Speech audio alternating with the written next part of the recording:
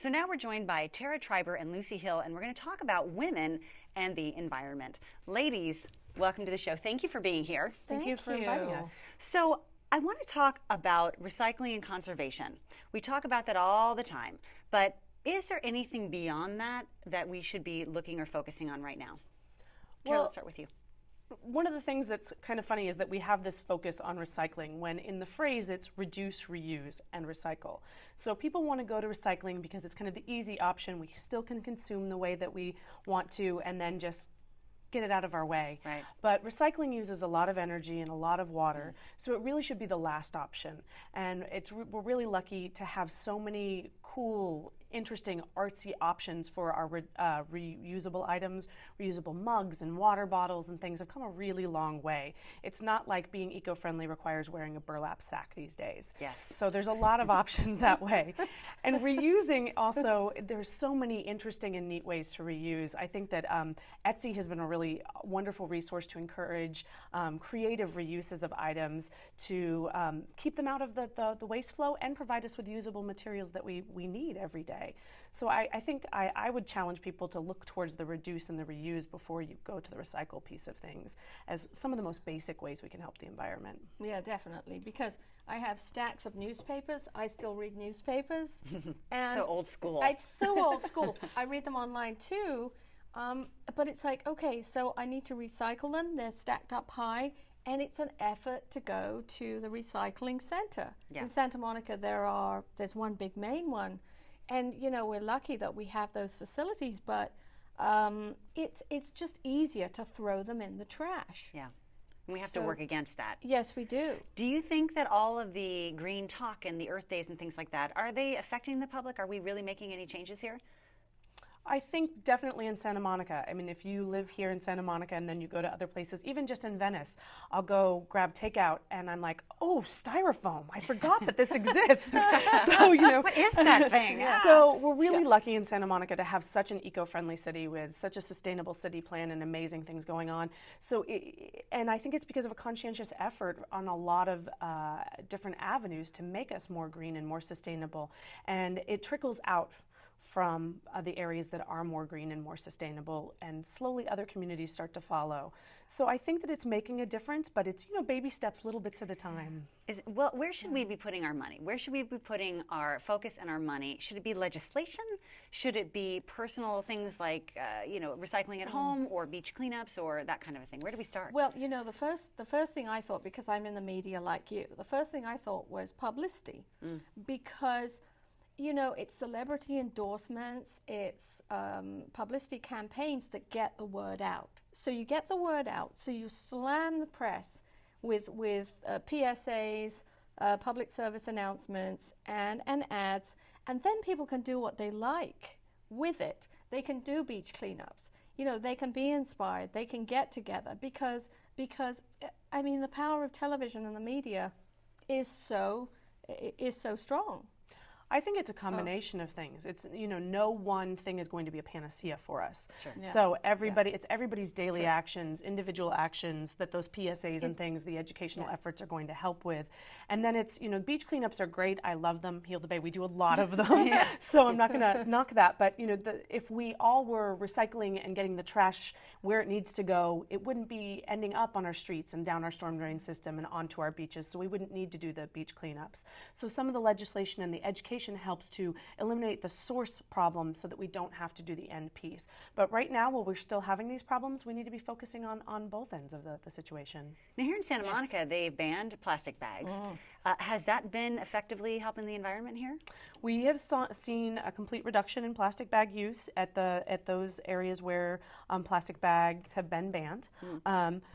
We've seen a small increase in paper bag use and a huge increase in reusable bag use. So definitely Which the was data. the point, right? Exactly. That was the point, to bring your reusable bags to the store. But the problem is people keep them in their cars. And they come into the stores and they go, oh, I forgot my bags. So then they have to buy the paper bags. And incidentally, there's some resentment about that in some quarters. Sure. Yeah. We don't like to change, though. Yeah, We don't like no. it when it hits us at home. You know, we Right, want it to be right, easy. right. But at some point, you know, you have to bite the bullet and say, Yes. I need to personally change how I look at things or how I do things. But people are changing. You think? They really are. I definitely Yes, think yes. they're changing, and Yeah. but I also think that it's kind of tough right now in California. We have 70 different local municipalities that have adopted bag bans, single-use plastic bag bans, but there's no uniformity. So you don't know when you're going to Culver City what it's going to be like. If you go shopping in Pasadena, what it's going to be like. There's different types of things. So what we need is more of a uniform statewide bag ban, so that it's very consistent Well, and across that is the coming. state.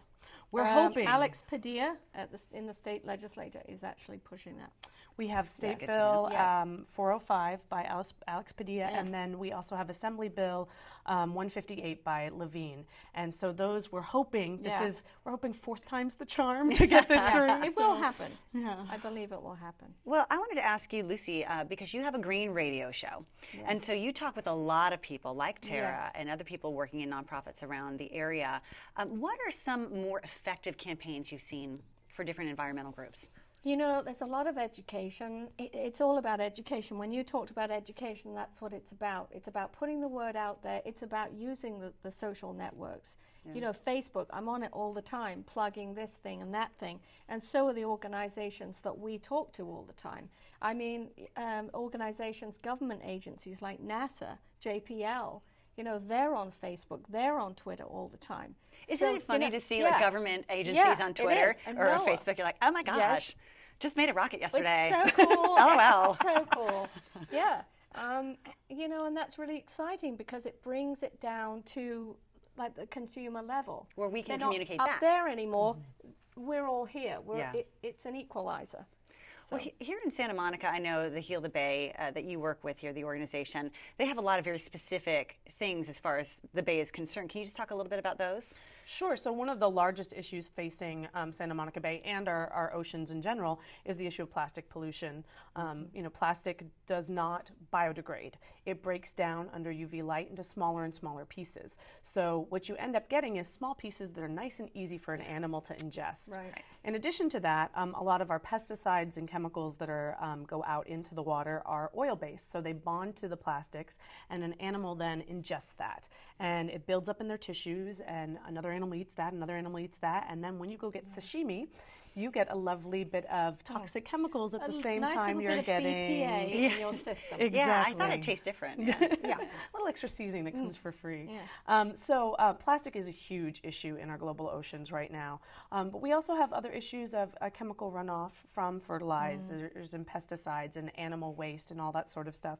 And those are where that individual action really makes a huge difference in terms of what you're putting on your lawns, whether or not you're cleaning up after your dog on a dog walk and things like that. So these individual action pieces are some of the most impactful ones facing our bay these days. Yeah, it's what every individual can do. We were talking about this off camera thing. Every little thing we can do is significant. Yeah. How we can conserve and preserve. Interesting. It's a good way to look at it. Do you think that women look at the environment differently than men or call to action in a different way? Great question. Yeah. That was a great question. I was like, I never thought of that. Actually, you know, I think just instinctively, we women like to nurture our surroundings. So naturally, I think that's what we want to do. And guys, I don't want to denigrate anyone, but I would say However. you guys want to use the natural surroundings as a resource, perhaps as a revenue base. You know, but we can combine those two. And we were talking about that earlier. We can combine those two, the need to make money and preserve the environment. So I think a lot, I'm yeah. sorry, pardon me. No, go on. A lot of traditionally male careers Yeah. are very, it's this or that. You know, it is economics or it's environment, and you can't have a synthesis of the two. Versus a lot of the careers women go into, the more nurturing careers as educators and things, traditionally, I should say. Sure, it's really always going to be a changing. generalization with that kind of a conversation, but Right. you know, we're broad topics. I think that those careers tend to think about things more holistically and understand that it's not one or the other. You know, in California, we've been really lucky to recognize that tourism people come to our area for beaches. So the environment and keeping our environment, our beaches healthy is a huge economic health indicator as well. So there's not an either or choice here. Maybe the It's so solution is important. hitting them in It's the so important. pocketbook. I mean, I was thinking Yes. too, is maybe it's a modern phenomenon, you know, that we exploit our environment because native peoples lived with their environment. Yeah. Native Americans, Aborigines, the Inuit in the north, you know, they lived with their environment for thousands of years. And we come up in the last we- 150 yeah. and just totally mess and it here up. we are, you know, and our global temperatures Yeah. have risen. One of the things we were talking about is that people tend to think that economics can happen without the environment. And we have one planet. This one Yeah. planet And is that's the it. source of everything we've got. And that Yes. is it, and we need to do Yes. everything we can to Yes. keep it healthy. You know what? We're at the end of our section here, but I want to make sure that we get the information on how to find both of you and the work that you're doing. So can you tell us the website that people can get more information? Certainly, it's www.healthebay.org. So HEALTHEBAY.org. Excellent. And what it's about a you, wonderful Lucy? organization. You're Thank you very terrific. much. I'm going to get you on the show too. And it's Hill and Dale Show. It's on latalkradio.com. Excellent. And we'll post all of that information on our website, broadtopicstv.com. Thank you to you, Tara Triber. Thank you to you, Lucy Hill. Everybody else will be right back after this quick break.